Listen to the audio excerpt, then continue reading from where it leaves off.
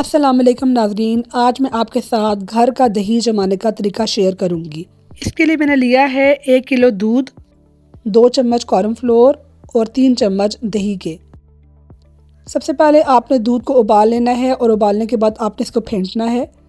अब आपने इसमें 2 चम्मच कॉर्नफ्लोर के अंदर थोड़ा सा दूध शामिल कर लेना है, उसको भी आपने फेंटना है, मिक्स करना है।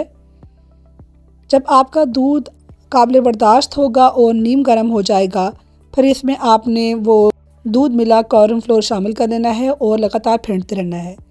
जितना आप दूध को फेंटेंगे उतना ही आपका घनी मलाई वाला दूध तैयार होगा। कम से कम 5 से 6 मिनट तक आपने लगातार दूध को फेंटना है ताकि इसमें झाग पैदा हो जाए।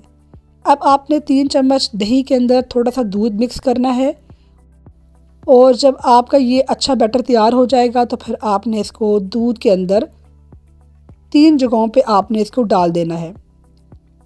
नाज़रीन देखिएगा कि बहुत ही मज़ेदार किस्म का और घना और अच्छा किस्म का दही तैयार होगा घर में।